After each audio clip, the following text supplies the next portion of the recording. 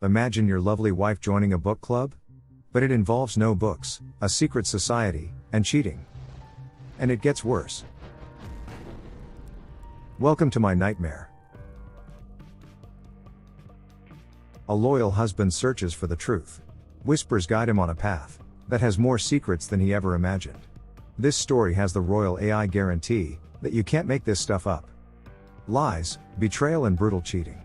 If any of these words stir something within you, then be sure to strap in for an extraordinary cheating revenge story. But don't worry, the ending will be worth it. Before we start, mail a potato to the like button's address. No box, no envelope. Just a stamp and an address. Warning, these revenge stories might be upsetting to some audiences.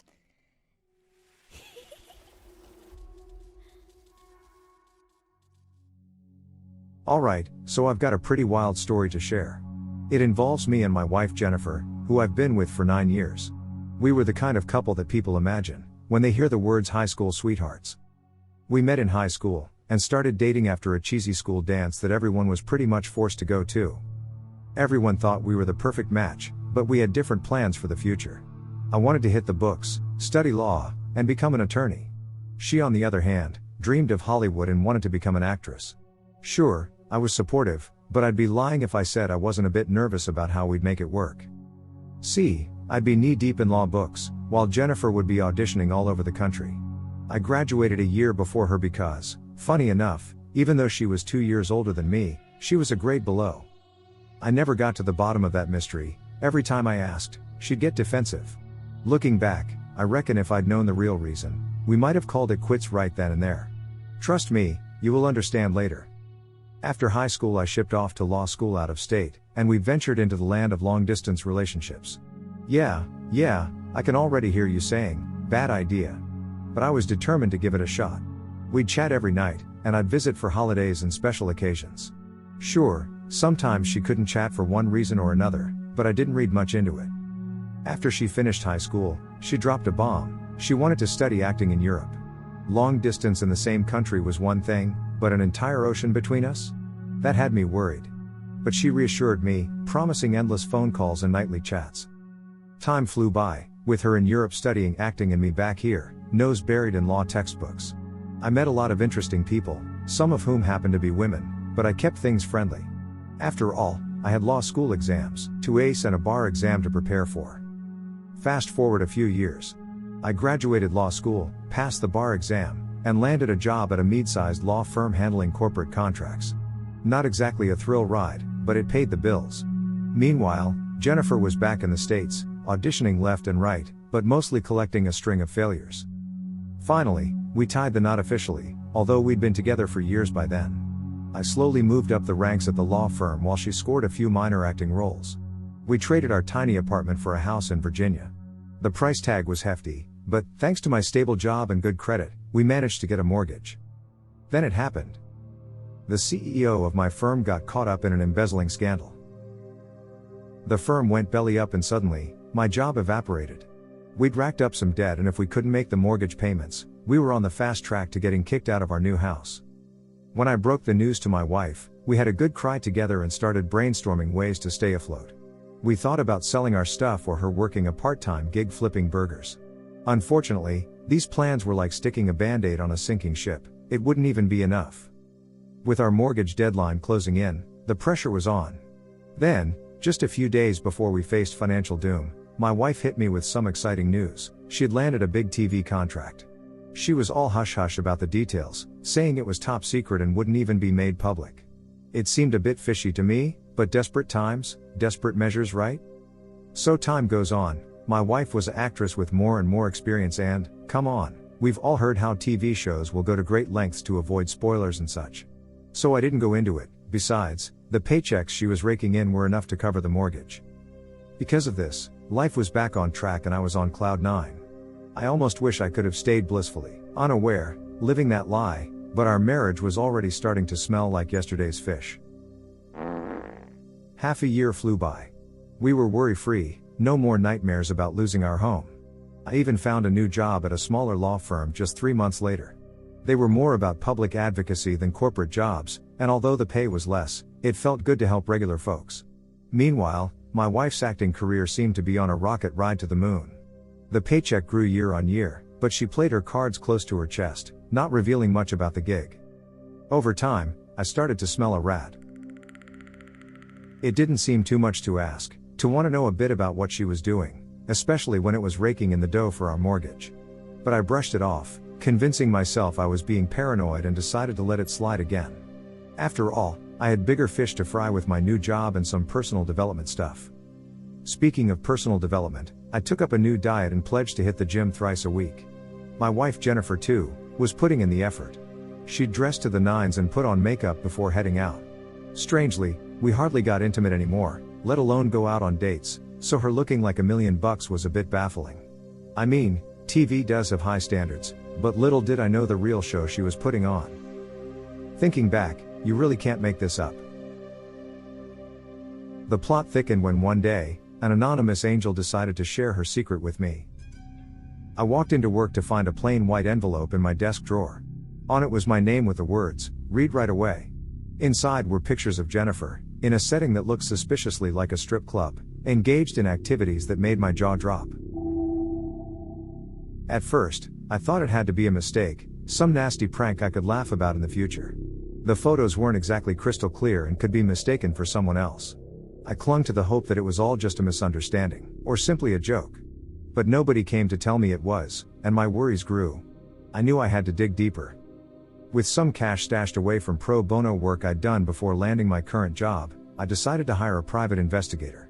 I didn't exactly have the time, or the stomach, to sneak around strip clubs or worse. Besides, if my suspicions were unfounded, I'd be putting my wife through unnecessary distress. The private investigator wasn't cheap, but he was thorough.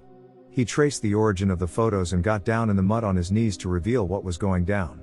The report landed on my desk a day later, along with high-resolution pictures that drove the point home.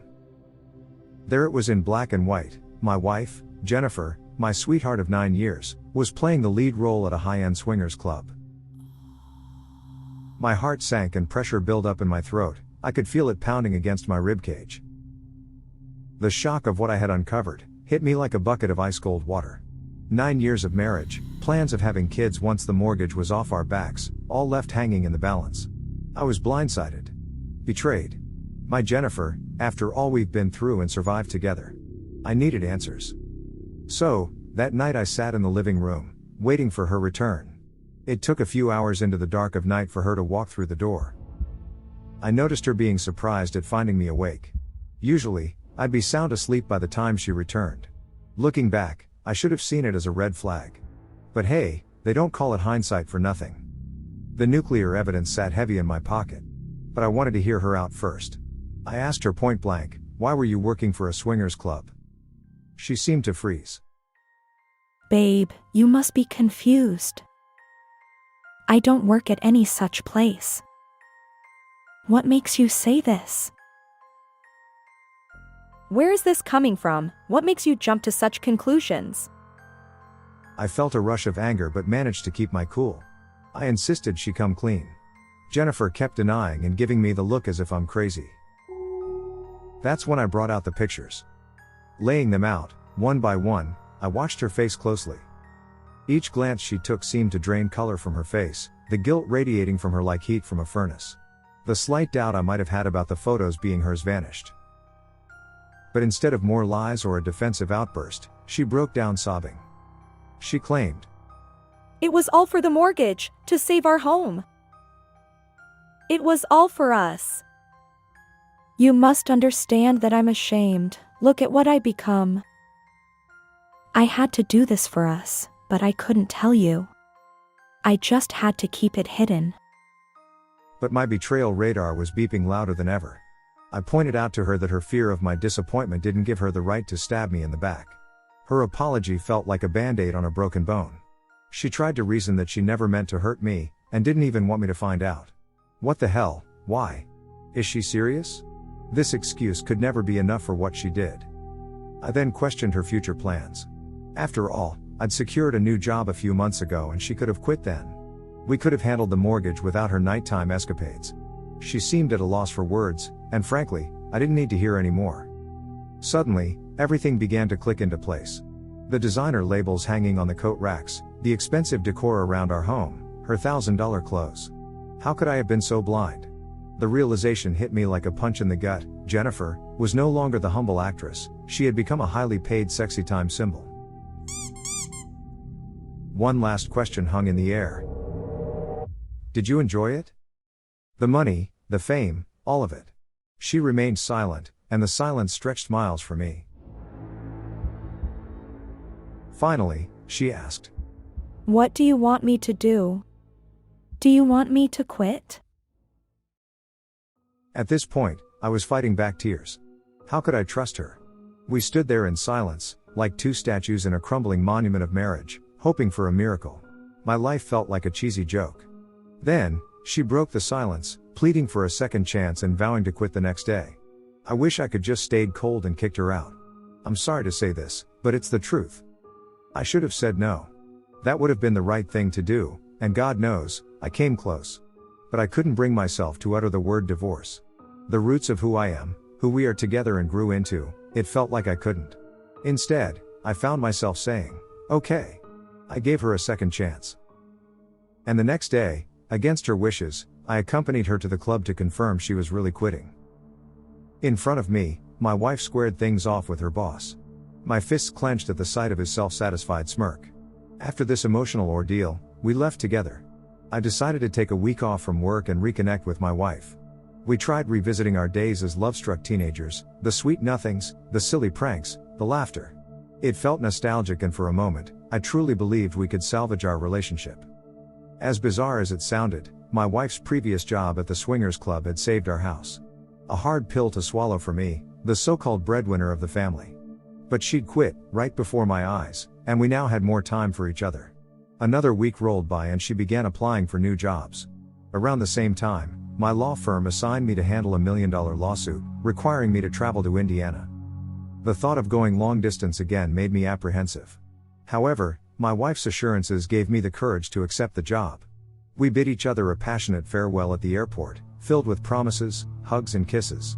As I left, I felt a mix of excitement for my new role and anxiety over trusting Jennifer again. So here I was, trying to trust my wife to remain faithful while I was away or end the marriage. I chose trust. You might judge me for it.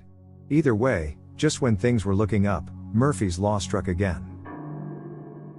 The universe decided to test me further.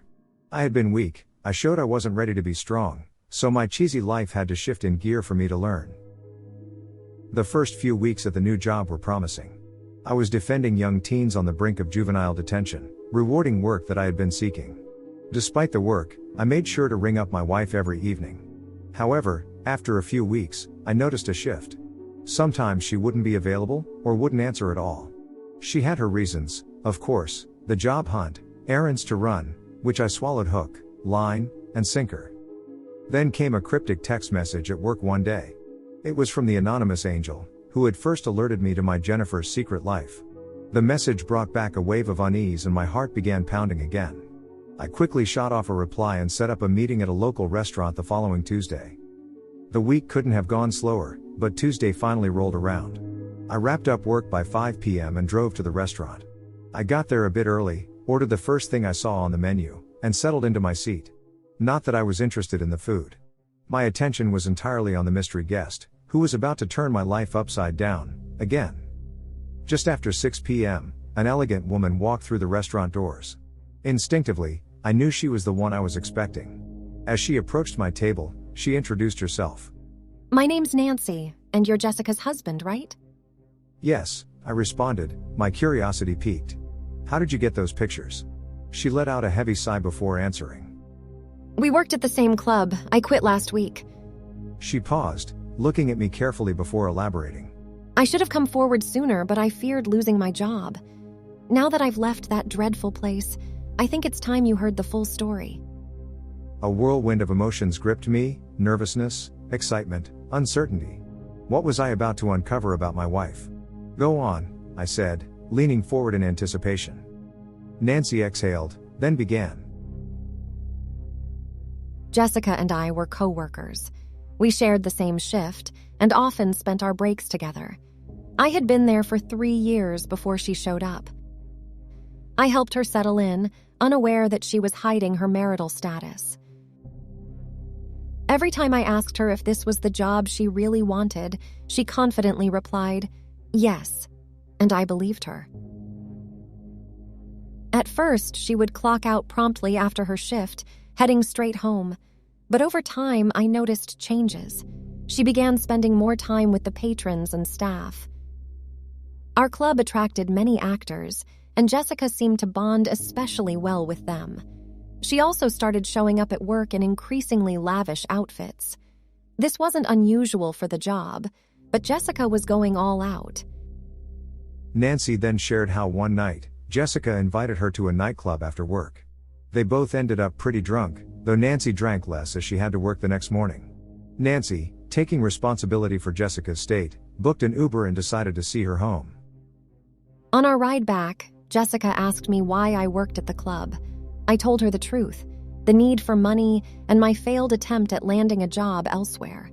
When I asked her the same, she initially said it was to pay her mortgage, but then she admitted that she now worked there because she liked the luxury the job afforded her. Nancy then dropped a nuclear bombshell on me. Yes, even bigger than all mentioned before. Jessica, in her drunken state, blurted out that I sounded like her husband. I was horrified. I knew you must have been in the dark, so I took those secret photos to alert you. Using social media, I found your workplace, left the envelope in your cubicle, and hoped for the best.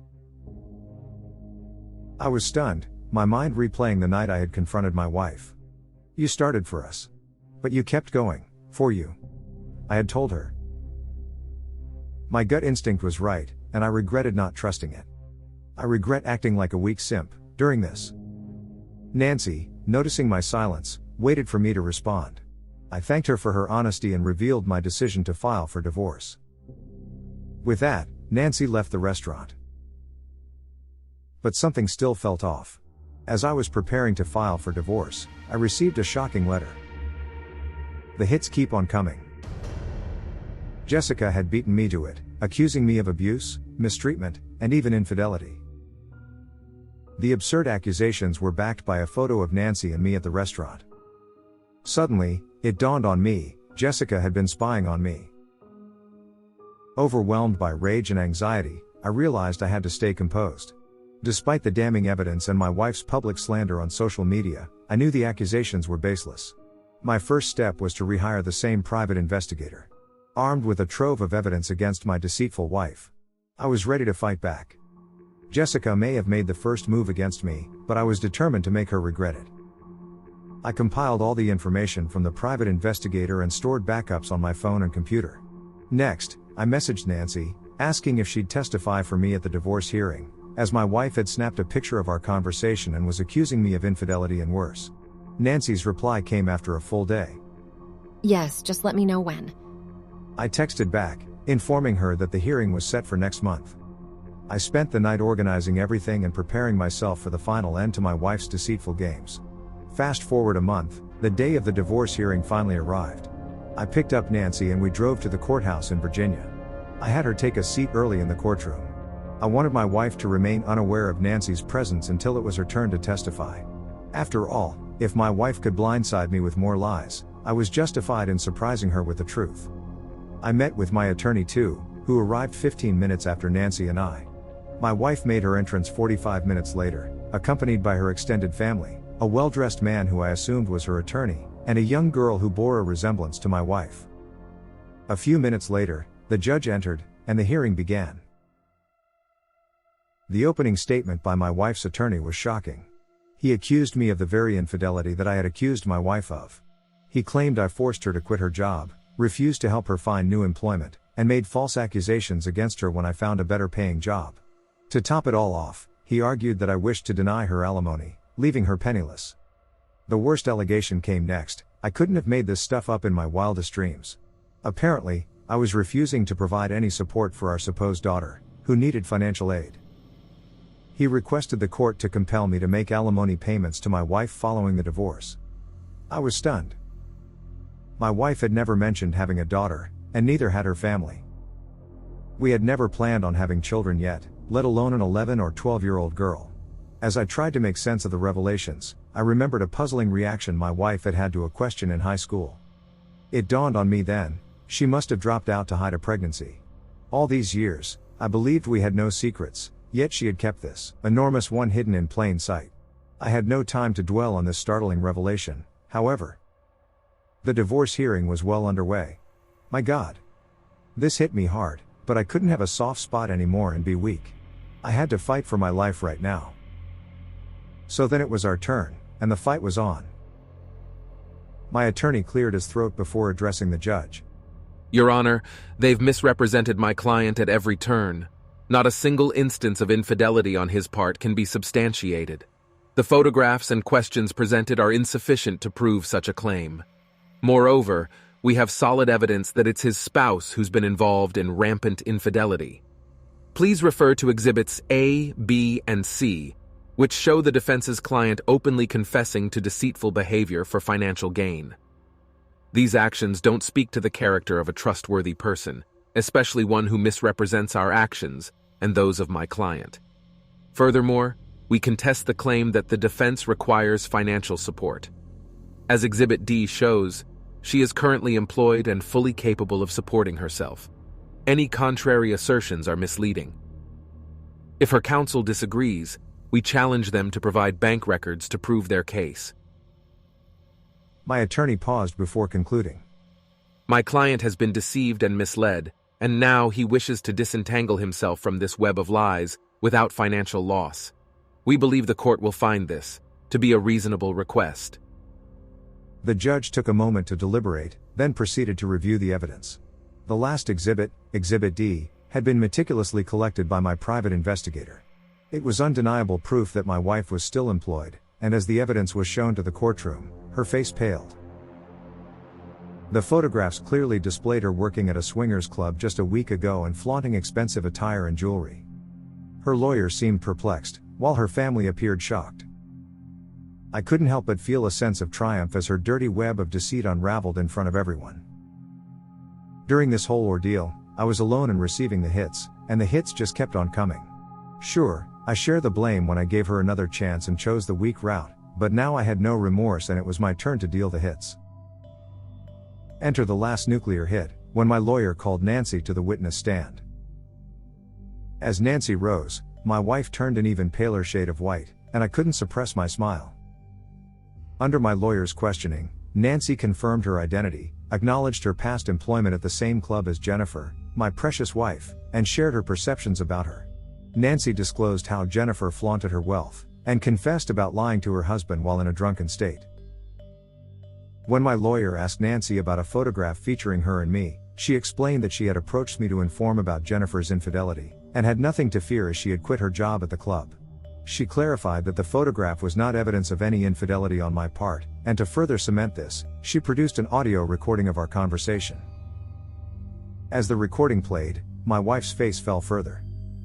She must have assumed I had nothing recorded, and if I hadn't, perhaps I would have lost to her deceit. However, the truth was laid bare for all to see, and there was nothing left to shield her. After the recording was submitted to evidence, the judge turned to my wife and her attorney with a stern expression. Both sides have presented their cases and arguments regarding alimony. If there are any additional statements you would like to include, please do so before I render my decision. I expected an outburst from my wife, but she remained silent, her face buried in her hands. Her family and even her attorney looked at her with disappointment and disgust. The courtroom fell into silence before the judge spoke again.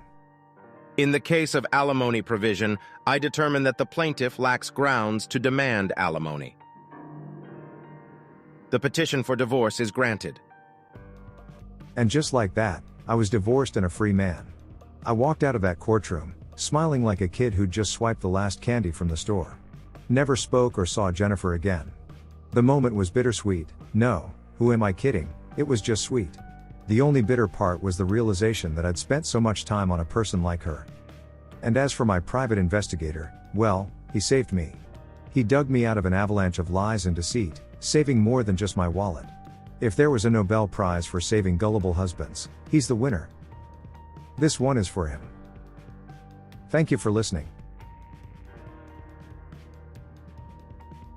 Brother, Your story hit close to home, and I'm so sorry you had to go through something like this. Betrayal is a bitter pill to swallow, but your strength and determination are truly admirable. Always remember, it's not your fault. People make their choices, and sometimes, those choices hurt the ones they're supposed to love the most. However, you've shown that it's possible to rise above the pain and deceit, even when the hits keep on coming. You've shown that it's okay to fight for your dignity. Now, for anyone who's going through something similar, here's my 2 cents. Trust in yourself. It's going to be tough, there's no doubt about that. But you've got the strength to face the storm and come out stronger. Surround yourself with good people, those who truly care about you, because as you can see from this story, there are bad people out there. Don't be afraid to lean on them when the going gets tough. And above all, remember, it's okay to put yourself first. Stay strong, man. Better days are on their way. You've got this. Oh, my heart aches hearing this story. It's a strong reminder that love, as beautiful and uplifting as it can be, also holds the power to break us into a million tiny pieces. The feeling of betrayal can be so brutal, so gut-wrenching that it shakes the very core of our being. I can't believe what she did. You could write a book on this experience alone. Shame you didn't tell us more about her daughter. Would love to know if you had any contact with her or what the story is behind that part. Also, wouldn't you love to talk to your ex-wife one more time? Or know how she's doing right now? What she did, lying like that in court, should have legal consequences in my opinion. You embarked on a journey that none of us should ever have to go through. Your actions were those of a man deeply wronged, yet you did not crumble. Instead, you fought for the truth. Nancy, on the other hand, was your hidden angel. She stepped up and did what was right, regardless of the consequences. Her bravery was amazing, serving as a beacon of hope and a reminder that there are still people out there who value honesty and integrity. Thank you for sharing your story with us.